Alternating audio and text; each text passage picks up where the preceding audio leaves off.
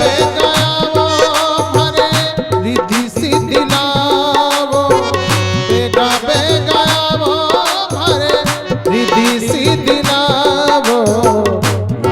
लाडला गणेश मारे बेगा बेगा आवो, लाडला गणेश मारे बेगा बेगा आवो।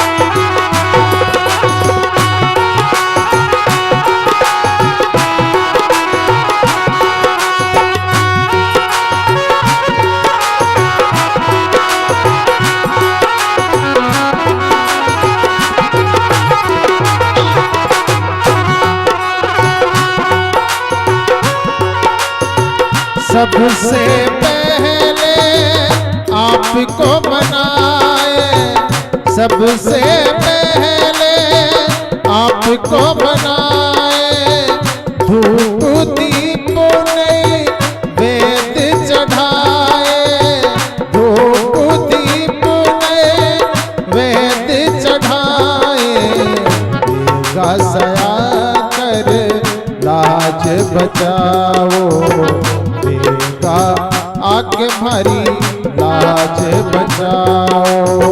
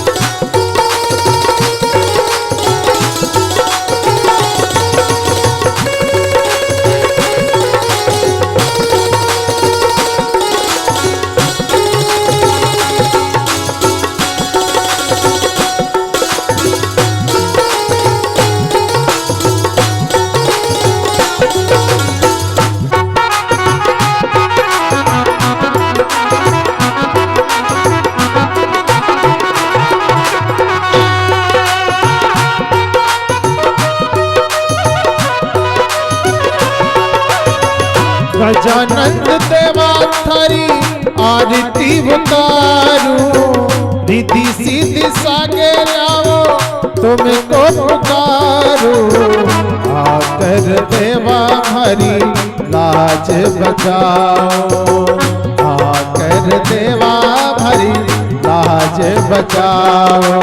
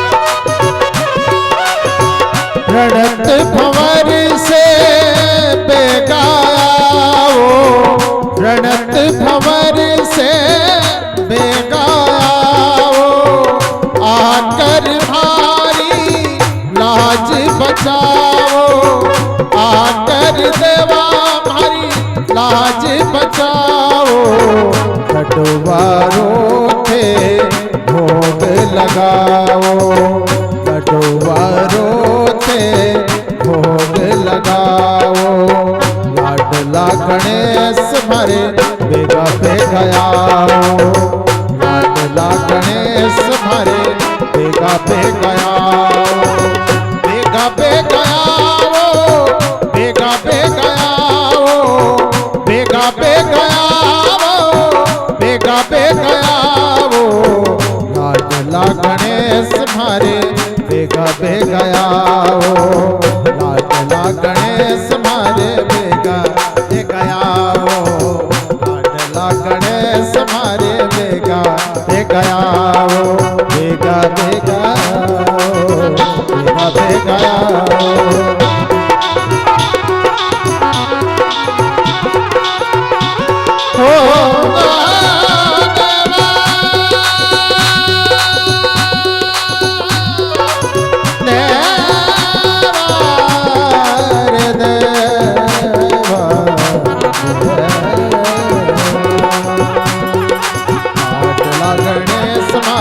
बेगा बेगा लाडला गणेश मारे बेगा बेगा मारे बेगा बेगा मारे बेगा बेगा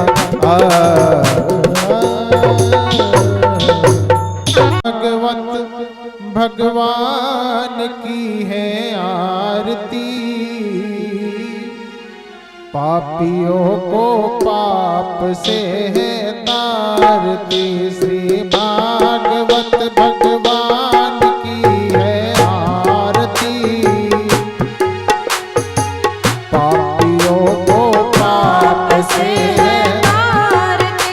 श्री भागवत भगवान की है आरती, पापियों को पाप से है तारती। यह अमर ग्रंथ, यह मुक्ति पंथ, यह पंचम वेद निराला, नव ज्योति जगाने वाला। यह अमर ग्रंथ, यह मुक्ति पंथ, यह पंचम वेद निराला, नव ज्योति जगाने वाला। ओ यह अमर ग्रंथ, यह मुक्ति पंथ, यह पंचम वेद निराला, नव ज्योति जगाने वाला। यह अमर ग्रंथ, यह मुक्ति पंथ, यह पंचम वेद निराला, नव ज्योति जगाने वाला। हरि नाम यही हरि धाम यही, हरि नाम यही हरि धाम यही, जग के मंगल की आरती। पापियों को पाप से है तारती।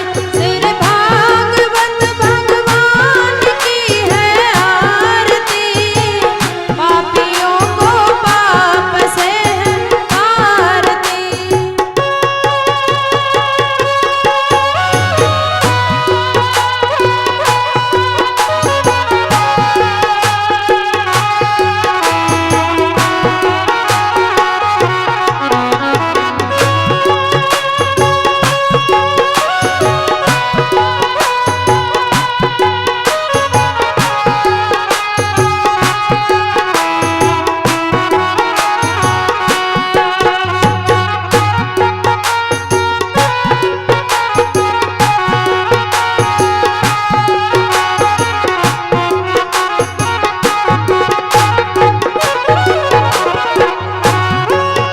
यह शांति गीत पावन पुनीत, पापों को मिटाने वाला, हरि दरस कराने वाला।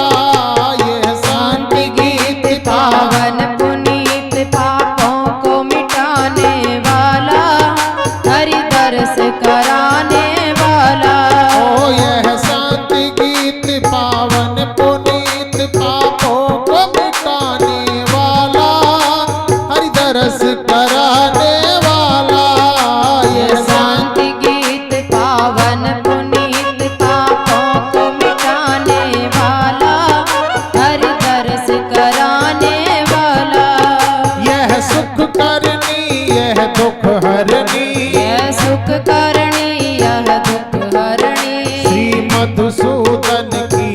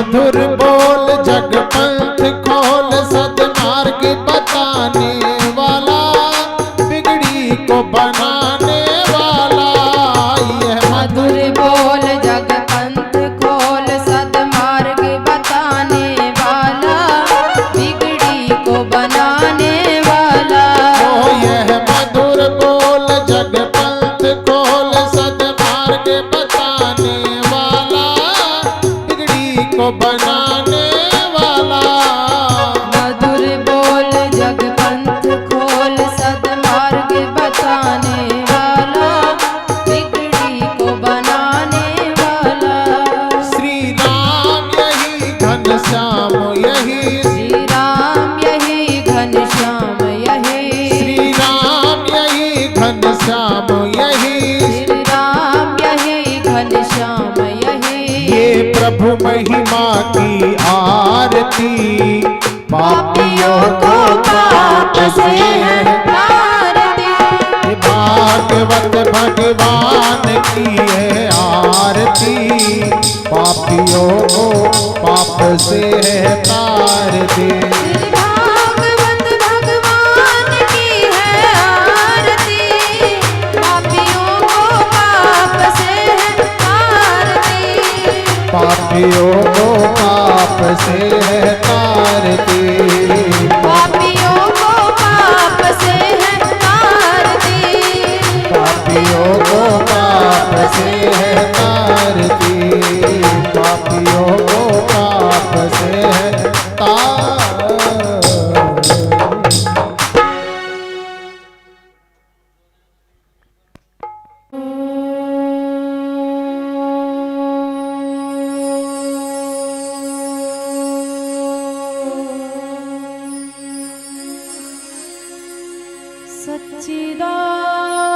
सच्चिदानंद रूपा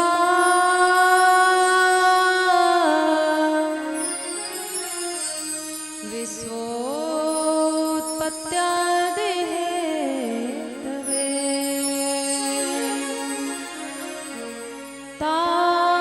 तापत्रये विनाशा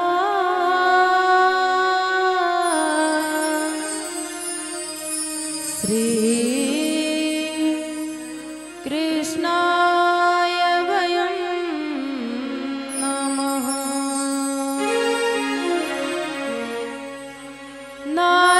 नारायणं नमस्कृत्यं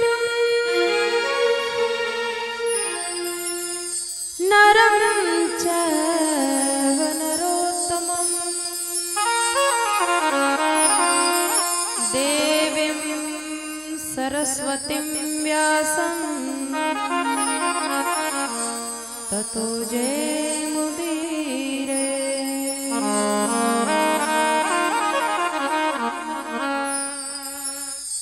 बर्हपीडं नटवरवपु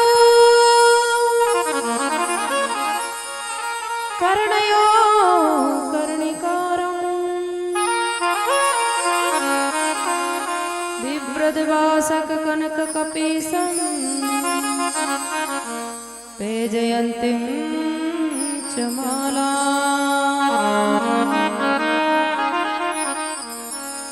रन्ध्रान् वेणुरधरसुदया पूरयन् गोपवृन्दे वृन्दारण्यं सपदरमणम्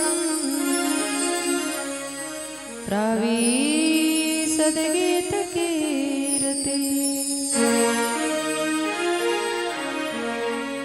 मूकं करोति वाचालं पङ्गुं लङ्घयते गिरिं यत्कृपातमहं वन्दे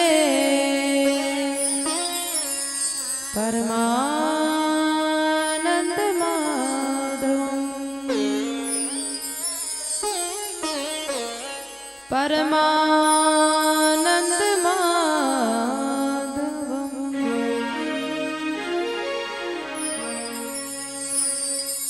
कृष्णाय वासुदेवाय हरे परमात्मने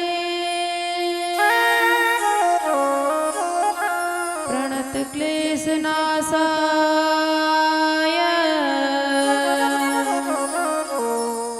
गोविन्दाय नमो नमः।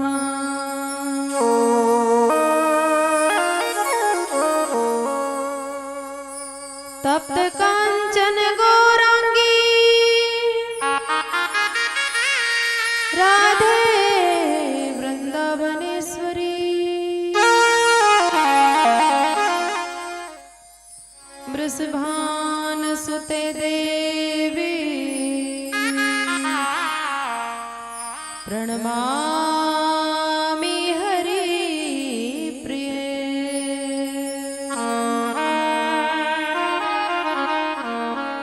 अज्ञानतिमिरान्धश्च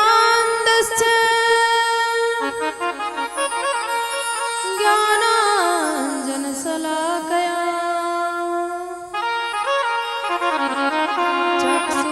चक्षुरुन्मिलितं येन तस्मै श्री गुरुवे नमः।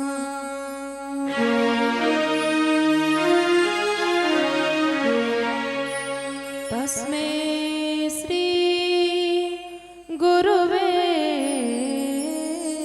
नमः।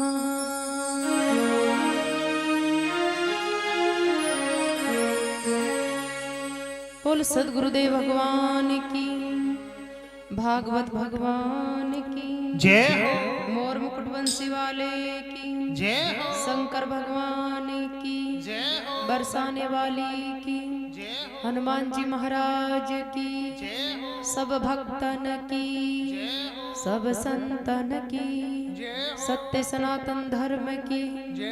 हरि बोल हरि बोल हरि बोल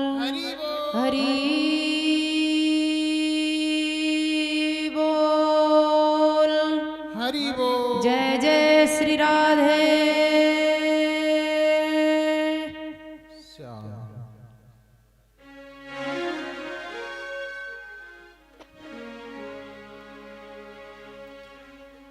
हो मारा घटमा विराजता श्रीनाथ जी जमुना जी महाप्रभु जी।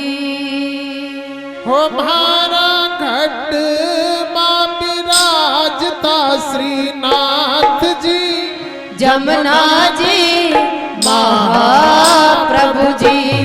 मारा घट मां विराजता श्रीनाथ जी जमुना जी महाप्रभु जी।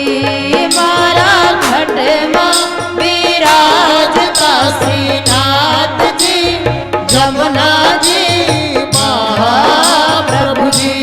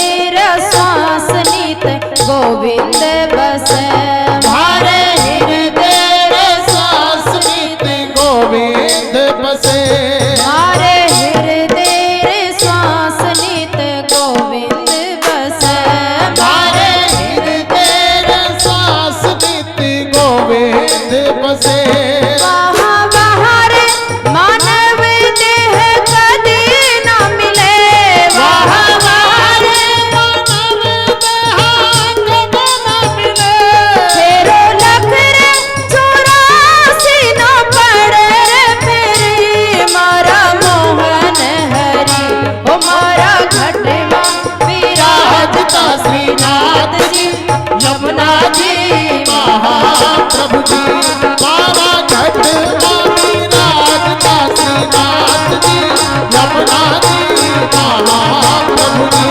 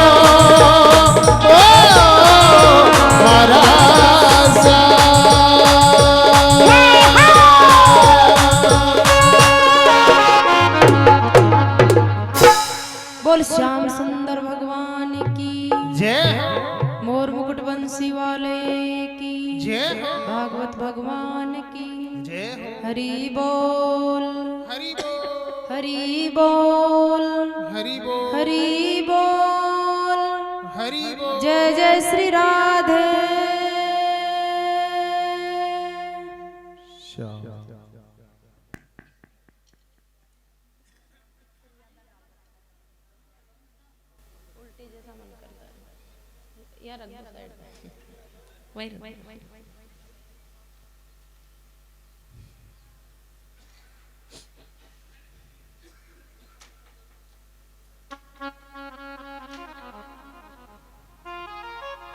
परम पवित्र जगत का सार स्वरूप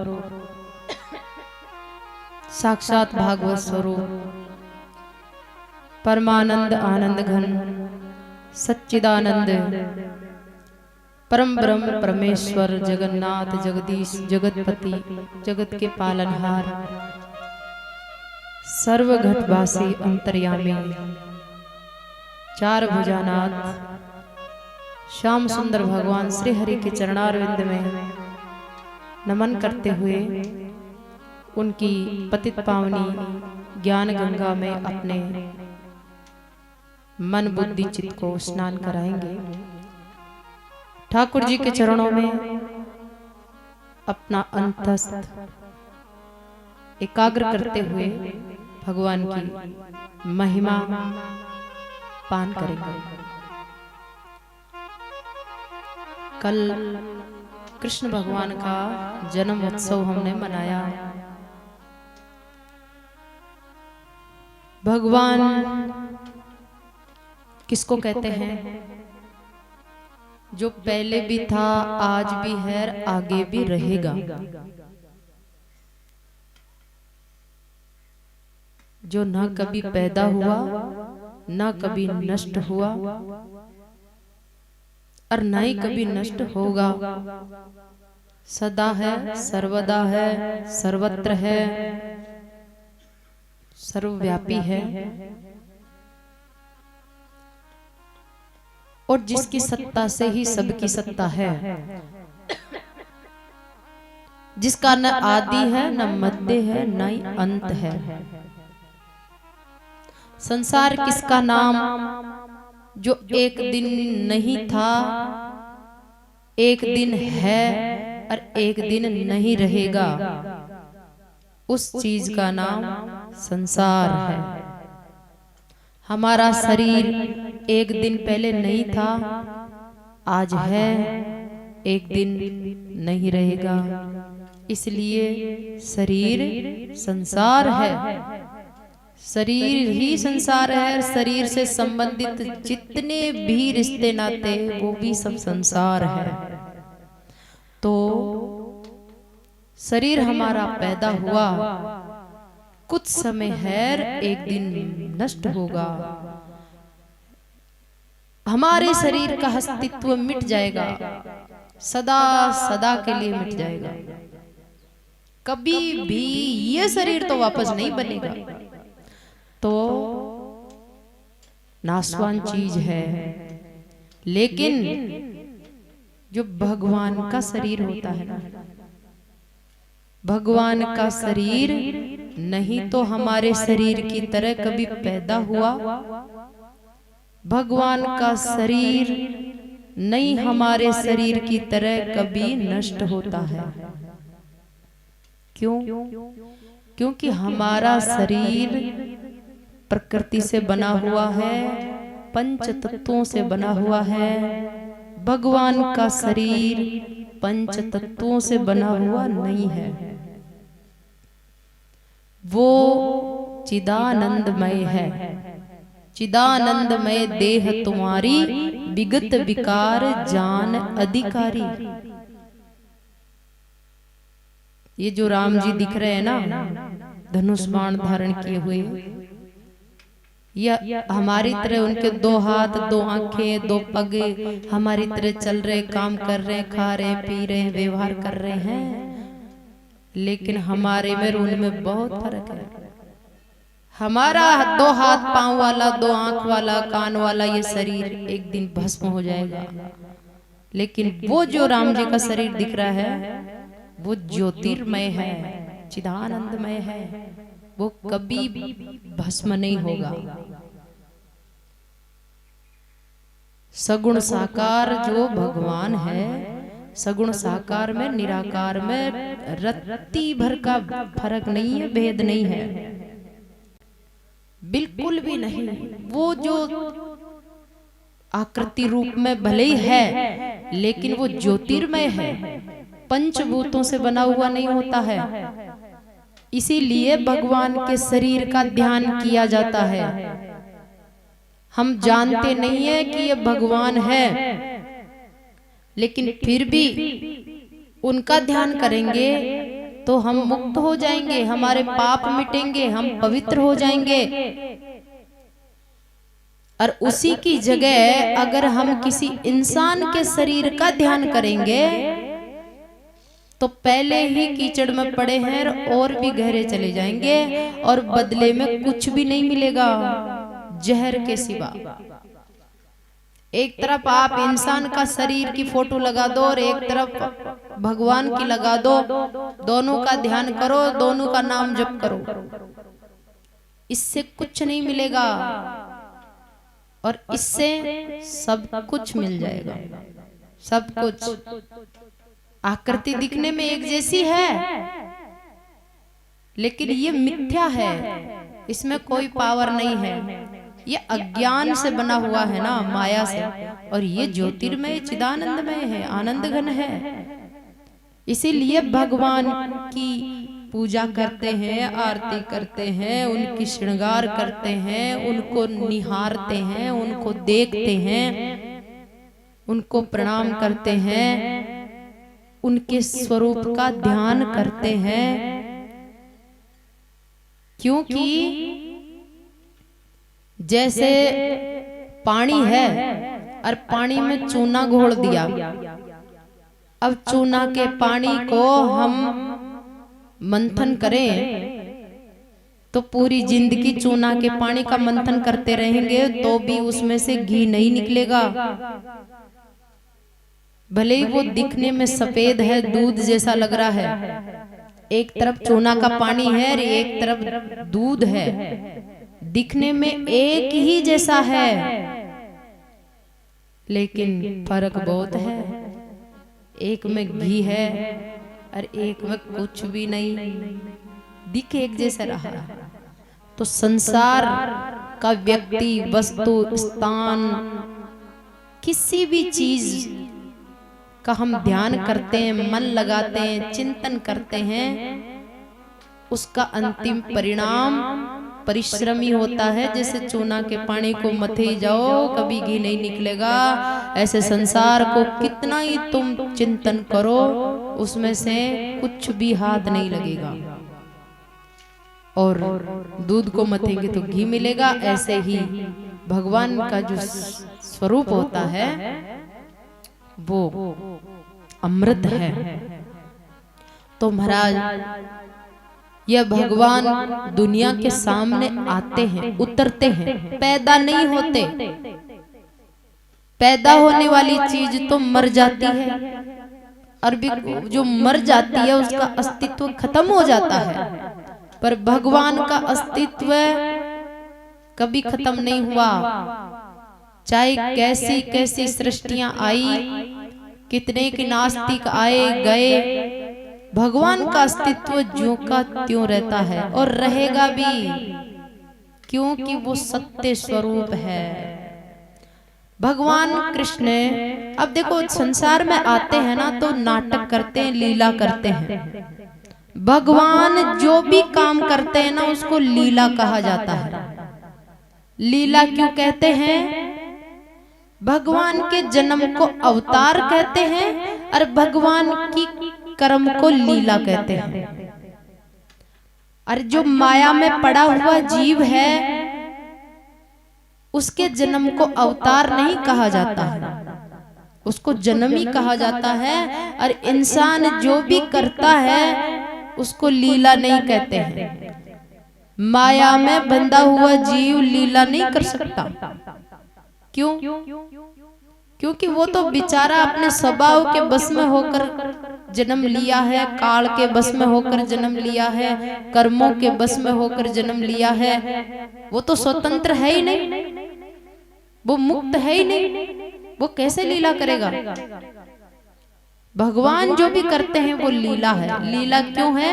क्योंकि भगवान अपनी इच्छा से करते हैं, दूसरों को शिक्षा देने के लिए करते हैं। हम तो हमारे पूर्व जन्म के कर्मों के बंधन में बंध कर फिर आकर जन्म लेते हैं। यानी हम लेना नहीं चाहते तो भी हमारा जन्म होगा ही होगा, लेना ही पड़ेगा। प्रकृति अपने आप शरीर में डाल देती है जीवात्मा को। हमारी जीवात्मा को प्रकृति शरीर में मांस के पिंड में बांध देती है। भगवान की आत्मा को मांस के पिंड में नहीं बांध सकती प्रकृति, क्योंकि वो मुक्त आत्मा है, वो परम स्वतंत्र है। तो वो तो आते भी है संसार में तो अपनी मर्जी से आते हैं, अपनी इच्छा से आते हैं और जगत हित के लिए आते हैं, भक्तों को सुख आनंद प्रदान करने के लिए आते हैं। तो भगवान उतरते हैं, पैदा नहीं होते। और जीव का जो शरीर है ना वो पैदा होता है। तो क्यों नहीं पैदा होते? क्योंकि जो सत्य होता है ना, परम सत्य, परम सत्य ज्यों का त्यों रहता है।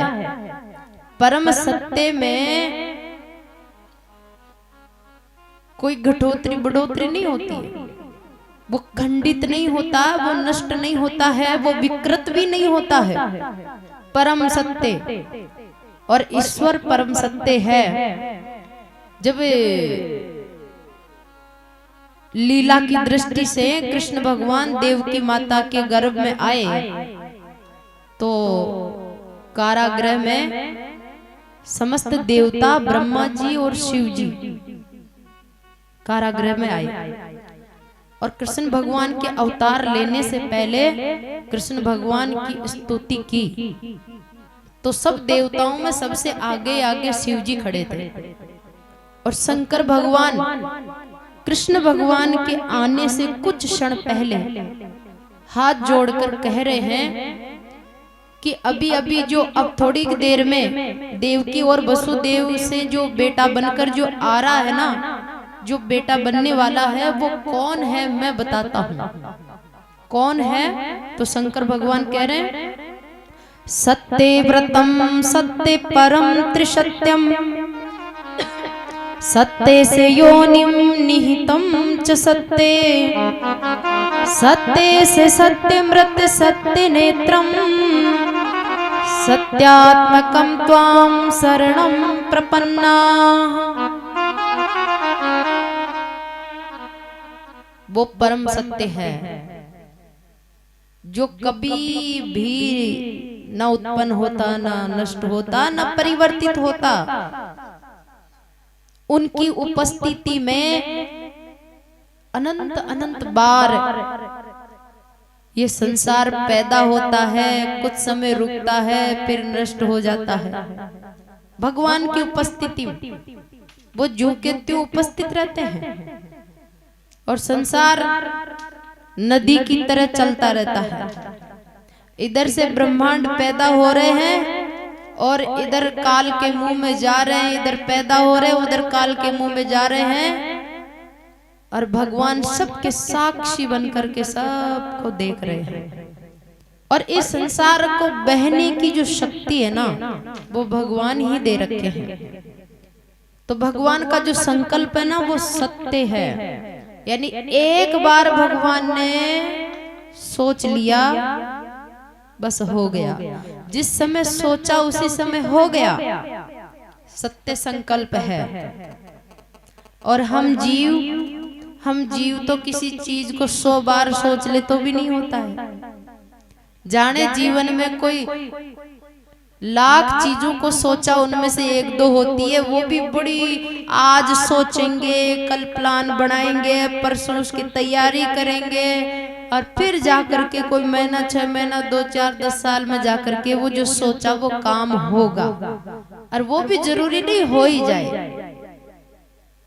लेकिन भगवान ने सोचा तो संसार बन गया, और सोचा पालन हो गया, और सोचा तो लय हो गई। क्योंकि वो सत्य संकल्प है, सत्य परम। भगवान को पाने का रास्ता भी सच्चाई है। हमको भगवान क्यों नहीं मिलता है? क्योंकि हमारी चाहत में सच्चाई नहीं है। जिस दिन पूरी सच्चाई आ जाएगी ना चाहत में, उसी दिन भगवान मिल जाएगा। तो सत्य सच में हम उनको चाहते नहीं हैं, चाहते भी नहीं है, और चाहने का नाटक भी कर रहे हैं। इसी को पाखंड कहते हैं। पाखंड किसको कहते हैं? तो हर जीव पाखंड करे बिना नहीं रह सकता। हाँ, हम जितना भजन पूजा पाठ करते हुए दिखाई देते हैं, उतनी चाहत हमारे अंदर नहीं होती है, और हो भी नहीं सकती। वो चाहत पैदा करने में कई जन्म लगते हैं। चाहत भी ऐसे नहीं हो सकती। न किसी के कहने से होगी, न खुद की कोशिश करने से होगी, न किसी बल से होगी। धीरे धीरे धीरे अभ्यास करते करते बूंद बूंद बूंद भक्ति का, सत्संग का संग्रहित होता होता होता होता चाहत का। और जब एक जन्म आएगा, जब 100% पर चाहत पहुंच जाएगी, उसी दिन आप अपने ही घट में भगवान को पाओगे। किसी शिष्य ने, देखो, विवेकानंद जी के गुरुजी